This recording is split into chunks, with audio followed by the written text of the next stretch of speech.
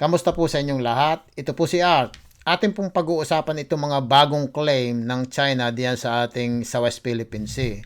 Na dati ito ay 9 dash line, ngayon naging 10 dash line na. Hindi natin alam kung saan ba ito matatapos at hindi rin natin talaga malaman kung ano, dapat malaman ito natin kung ano talagang ipinangako ni Duterte dito sa China kay Xi Jinping kung bakit nagkakaganito na lamang ang nangyayari diyan sa Pilipinas. Pero panoodin po natin para malaman natin ang ating pinag-uusapan dito.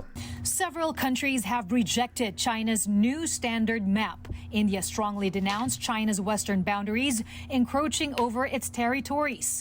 Malaysia also quickly opposed the inclusion of Sabah and Sarawak as part of China, which has grown from a 9-dash line to a 10-dash There you go. line due to an additional line on the east side of Taiwan.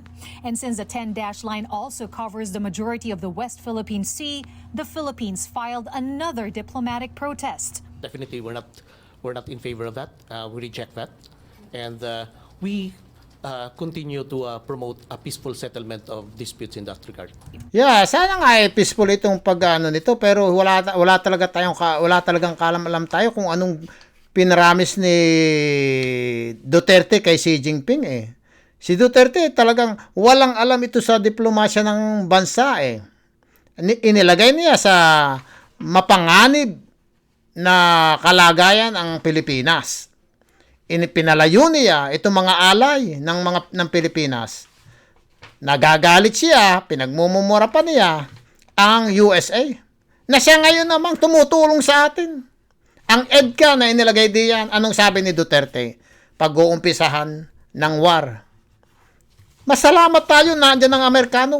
Nag-iisip nga si Xi Jinping kung talagang itutuloy niya ang pananakop niya. Ito si Duterte, ito isang salot diyan sa Pilipinas. Itong nagwalang hiya diyan. Ano bang ginawa? Ano ba? Hindi ko naman maintindihan sa inyo kung bakit ibinuto ninyo ito. Ano ba naging accomplishment ni, isa-isahin natin naging accomplishment ni Duterte? Ito ang mga pinagmamalaki ni Duterte na accomplishment. Dito sa Pilipinas, yung mga sugalan, droga, itong vaccine na ibinigay ng China, na sila naman, alam mo kung saan doon naman din galing ang virus sa China. At saka itong mga bridge na talagang pinupuri nila at ipinagmamalaki nila ang ginawang kabutihan ng China ay mga ulol. Walang kabutihan ginawa ang China. Tingnan mo ngayon, yung ibinigay niya sa inyo, yung ibinigay niya sa Pilipinas, yung pinaggagawa ng China sa Pilipinas, ayan ay hindi bigay, utang yan. Kaya nga sinisingil tayo ngayon, kinukuhang isa-isa yaang island diyan sa West Philippine Sea. Ang idinadahilan lang ni Duterte, yang EDCA. Gago si Duterte ang gagong tao. Yan ay bangaw. Wala nang anong ginawa niya. Itong itong mga drogang dumadating diyan, ito yari sa China. Galing sa China ito. Itong methamphetamine na ito ay ito yung shabu. Hydrochloride na ito'y galing sa China na ay pinadadala dyan sa Pilipinas. Kung talagang si Xi Jinping ay kaibigan ni Duterte, si Xi Jinping na lang ang kayang ipa-stop itong dumarating na mga drug diyan sa Pilipinas. Ay palibasa si Xi Jinping ginagamit ang gagong Duterte. Si Duterte naman nagkakapera din nga dito sa drug. Ay ba't niya ipa-stop? Oh.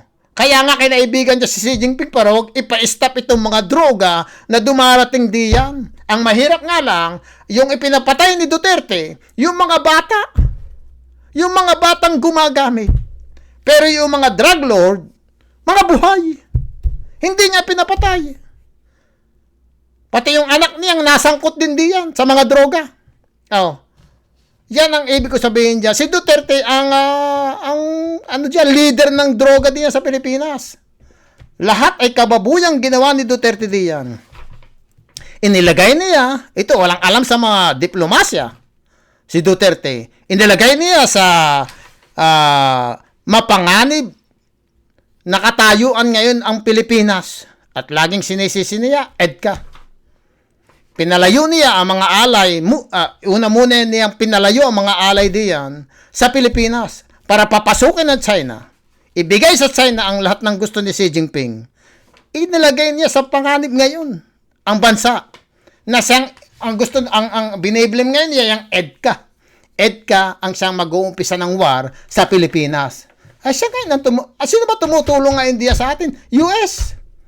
Na ngayon nag-iisip si Xi Jinping kung itutuloy nga niya ang kanyang madugong binabalak diya sa buong Asia na yan.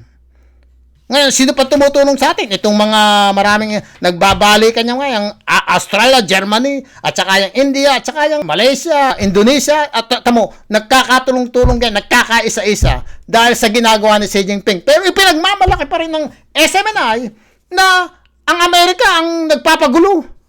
Ayan! Kayo na ang manood sa nangyayari ngayon sa Pilipinas. May tumutulong ba sa China? Ayun, Russia. Na gusto ring himudi ni Duterte ang mga puwit ni Putin na yan. Ay talaga, itong mga nasa SMNI din, talagang gustong-gusto yung communist. Nagalit, hindi, kaya itong mga twisted yung mga mind nitong mga nasa SMNI na yan, ha? Galit na galit sila diyan sa komunista na pumapatay di ang CPP, yung NPA, at kung ano pa, yung mga komunista na yan, ay mga maliliit na komunista. Galit na galit sila dahil sa maliliit na komunista na pumapatay diyan, nagkakaroon ng patayan diyan sa parte Mindanao na yan. Gustong-gusto pa nila yung malaking komunista. Yan yung maliit na komunista, hindi na ninyo ma-stop. Ay, ito pa kayang malaking komunista, mga gago, mga ulul talaga itong mga taong ito. Ano kang tatanga ng mga taong ito talaga? Sus Maria. Ewan kung mga twisted ito, mga utak na mga ito, mga nasa SMNI na yan. Sus ko. Pero ituloy nga natin ito para malaman ninyo kung bakit nga si Xi Jinping ay hindi tumigil na makuha. Palagay ko gusto niya kung talaga ang buong Pilipinas. Pakinggan natin ito. Reminder lang ito muli sa inyo para malaman natin. Iriripasuhin natin ito. Oh. Pakinggan natin. Ganoon na lang ang respeto ko kay Xi Jinping. Respeto. Matakot ka. Sabi nila, they will not build, they assured us, they will not build anything there sa Scarborough. Ay, gano'ng kagago nito? Alam talaga, nakadroga pag nagsasalita they will not build anything. Nakapag-build na nga loko-loko. Maniwala kayo kasi yan ang commitment sa akin ng China. Yan ang kabang-awan nito. Kaya tuloy, lumakas ang loob ni Xi Jinping na talagang dagdagan niya mga dash line na yan. Maka dumating yan ay talagang 14 dash line na yan. Kasama na yan buong Pilipinas. Ito, ebidensya ito na talaga si Duterte ang nag-invite diyan sa China. This was how some tarpaulins greeted motorists Thursday morning in Yan some parts of Metro province Manila. of China. In Quezon City, concerned citizens already removed the tarpaulins ahead of efforts by the police. The local government will review the CCTV footage to see who is behind the stunt. Pwede nilang i-playback, baka makita nila. At Ay, di ka naman kita mo yung nagsasabit yung mukha. Nagkabit. Alam mo, pagka gobyerno yung gumawa ng kabang-awan, Matukoy bulag ang mga mata. yung Itinatago. mind itong kalokohan na ito. Malacanang believes government critics have a hand Isa pa rin in the itong incident. Ewan ko, nagpo-provoke lang. ulul na ito. Kasi Isa pa rin they bang-aw, aso ng China. propagating a lie. That Propagating we have a given lie. up on our national territory. The Makabayan block Ito, denied being part ito ang of mga it, nagsasalita, though they hindi say ako, ay, what mga- was written is true. Nagaling talaga sa China, patotoo. Ng mga tarpaulin na yan, ang malinaw naman kay Pangulong Duterte mismo na There you go. yung mga salita. Kay Duterte. Tsaka yung ideyang yon, yung Pilipinas na magiging probinsya na raw ng China. The See? tarpaulins popped up in Metro Manila in time for the second Ay, ano pag ang gustong ebidensya? Bakit ang ating, West Philippine Sea? Ating ito, bakit hindi na tawagin si Duterte ng mga kongreso at itanong talaga ang mga nangyayaring ito? Si Duterte ang mga may kagaguhan ng lahat na ito, pero pakinggan pa natin itong isang ito. I think it's definitely part of freedom of expression. Alam mo, patawa-tawa sila. This is nasa mapanganib ng idea sa Pilipinas sa mga ginagawa nga ni patawa-tawa pa ang hinatupak na mga ito. It's a sign of protest. It's when the people begin to Well, you can laugh when the war start.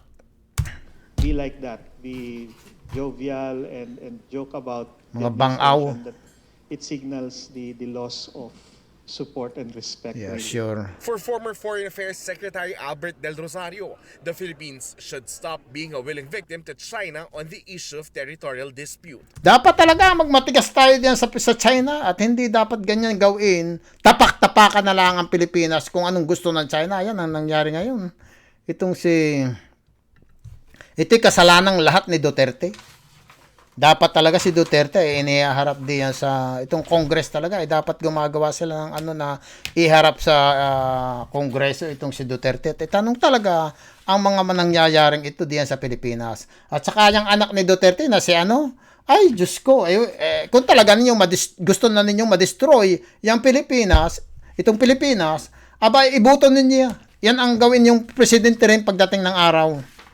Ay biro mo ngayon nagnanakaw na nga yang aking na itong budget na 500 million na hindi mo pwedeng itanong kung saan gagastusin.